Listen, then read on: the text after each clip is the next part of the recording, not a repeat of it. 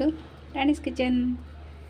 ఈ కార్తీక మాసంలో మనం మన ఇంటికి ఎవరైనా భోజనానికి వచ్చినా, మనం ఎవరింటికైనా వెళ్ళినా వనభోజనాల్లోనూ తప్పకుండా ఈ పచ్చడి చేస్తూ ఉంటారండి. అదే చింతకాయ దోసకాయ పచ్చడి. అద్భుతమైన రుచితో అమోఘంగా ఉంటుందండి. ఇంగు వాసన గుమగుమలాడిపోతూ పుల్ల పుల్లగా కారం కారంగా అసలు తింటే కానీ దాని రుచిని మీరు ఆస్వాదించాలి. అప్పుడే దాని యొక్క రుచి మీకు తెలుస్తుంది. అలాంటి చింతకాయ దోసకాయ పచ్చడి ఇవాళ మీకు నేను చేసి చూపిస్తాను. చింతకాయ దోసకాయ పచ్చడి చేసి చూపిస్తున్నానండి. చింతకాయ దోసకాయ కాంబినేషన్లో పచ్చడి ఇంకా అసలు మనం చెప్పక్కర్లేదండి, అంత అద్భుతంగా ఉంటుంది. దానికోసం నేను ఒక 1/2 కిలో దోసకాయ తీసుకున్నాను, ఒక 50 గ్రాములు చింతకాయలు, ఒక 7 పెద్ద ఎండుమిర్చి, ఒక 5-6 పచ్చిమిరపకాయలు, 2 స్పూన్లు ఆవాలు, 2 స్పూన్లు మినప్పప్పు, 1 స్పూన్ మెంతులు, ఈ మాత్రం ఇంగువ ఉండాలండి, లేకపోతే పచ్చడికి మంచి సువాసన అనేది రాదు. చాలా ఈజీగా చేసేసుకోవచ్చు. కార్తీక మాసంలో వనభోజనాల్లో ఈ పచ్చడి వేశారంటే ఇంకా అసలు ఆ వనభోజనాలకే ఒక కళ వస్తుందండి. అంత అద్భుతమైన పచ్చడి మీకు వాళ్ళు చేసి చూపిస్తాను. దోసకాయని ఇలా చెక్కు తీసేసుకునండి, చిన్న చిన్న ముక్కల్లా. మనం ఎంత చిన్న ముక్కలు తరుక్కుంటే ఈ పచ్చడి అంత బాగుంటుంది. చిన్న చిన్న ముక్కలే తొక్కు తీసేసుకుని మనం చిన్న చిన్న ముక్కల్లా తరిగి పెట్టుకోవాలి. ఈ గింజలు కూడా తీసేసుకోవాలండి. దోసకాయ పచ్చడికి ఎప్పుడు దోసకాయ చాలా గట్టిగా ఉండాలండి, మెత్తగా ఉంటే మాత్రం అసలు పచ్చడి బాగోదు. ఈ గింజలు తీసేసుకుని చేదు ఉందేమో కూడా ఒకసారి మనం చూసుకుని వీటిని చిన్న చిన్న ముక్కల్లా కట్ చేసి పెట్టుకుందాం. ఇలా గింజలన్నీ తీసేయాలి. గింజలు ఉంటే బాగుండదండి పచ్చడి అసలు ఎప్పుడు. ఇలా మొత్తం గింజలన్నీ కూడా మనం తీసేసుకోవాలి.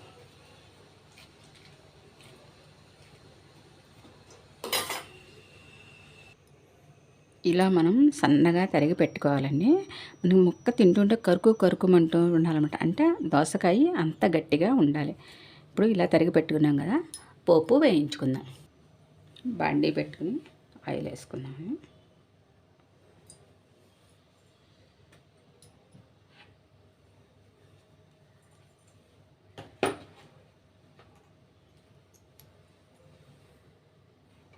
ఆయిల్ హీట్ అయిందండి. ఇంగువ ముందు కొంచెం ఇలా పొంగాలండి. ముద్ద ఇంగువ కదా, ఇంగువ కొంచెం పొంగిన తర్వాత అప్పుడు మెంతులు వేద్దాం. ముద్ద ఇంగువ ఎప్పుడు ఈ విధంగా ఇలా పొంగి తెల్లగా అవ్వాలండి. అప్పుడే మనకి ఇంగువ వేగినట్టు అనమాట. మంచి సువాసన వస్తుంది, ఇంగువ వాసన. ఇప్పుడు మెంతులు,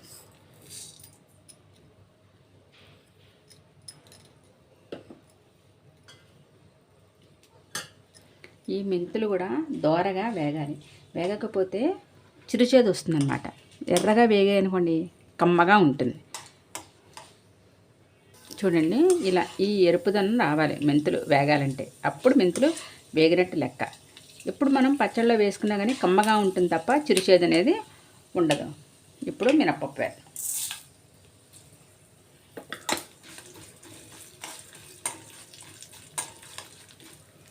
మినప్పప్పు వేసాం కదా, ఆవాలు. ఈ ఆవాలు చిటపటలాడాలి, మినప్పప్పు మనకి ఎర్రగా వేగాలి. ఇప్పుడు ఎండుమిర్చి వేద్దామండి.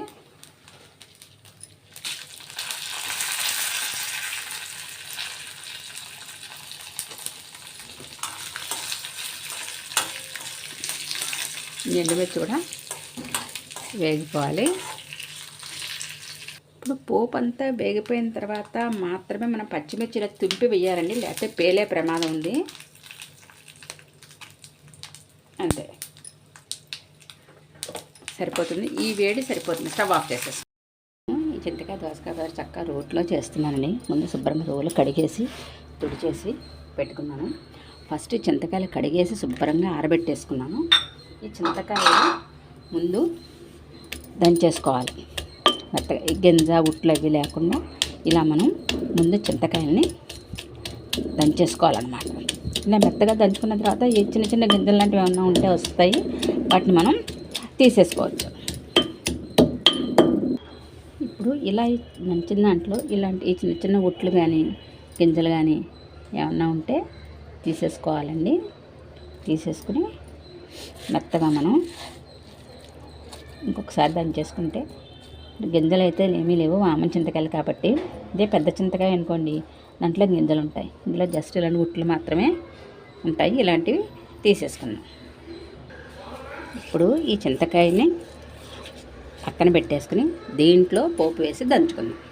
ముందు ఇంగు అండి, ఇంగుని కొంచెం మెత్తగా దంచేద్దాము. ఇప్పుడు మిగిలిన పోపు కూడా వేసేద్దాం. ఇప్పుడు పోపు అంతటిని మెత్తగా దంచేసుకుందాం. ఇలా మనం దంచుతూ ఉంటే ఈ ఇంగు వాసన గుమగుమలాడుతూ వస్తుందండి. ఒక్కసారి అడుక్కి పైకి కలుపుదాము. ఇంకొకసారి దంచేద్దాం. ఇప్పుడు ఈ చింతకాయ కూడా వేసి ఒకసారి ఈ పోపు అంతా చింతకాయ కూడా పట్టేట్లాగా దంచేయాలి.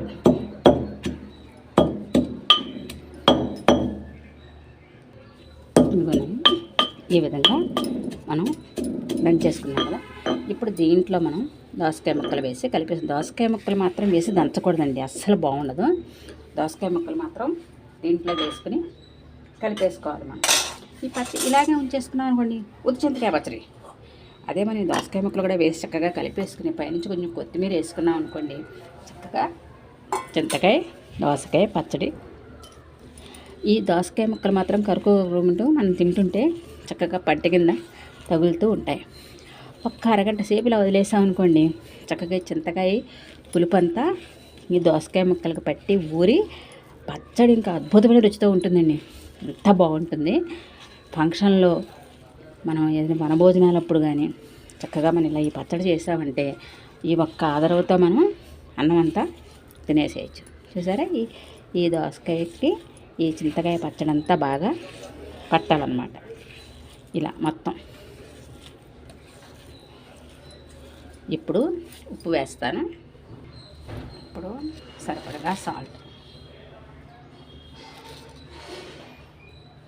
సరిపోతుంది. కొంచెం పులుపు ఉంటుంది కాబట్టి ఆ మాత్రం ఉప్పు పడుతుంది.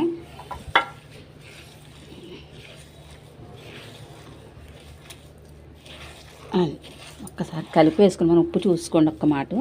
కారం ఇంకా కొంచెం తినాలనుకున్న వాళ్ళు కావాలని ఇంకో 2 పచ్చిమిరపకాయలుగా వేసుకోవచ్చు. లేకపోతే ఈ చింతకాయలకి ఈ దోసకాయలకి ఈ కారం కరెక్ట్గా సరిపోతుంది. సరే, రోట్లో చేసుకుంటేనే ఈ పచ్చడి రుచిని. ఒకసారి ముక్క నోట్లో వేసుకు చూద్దాం ఎలా ఉందో. ఆహా, కరెక్ట్గా పర్ఫెక్ట్గా సరిపోయండి. పైనుంచి కొత్తిమీర చల్లుకుందాం.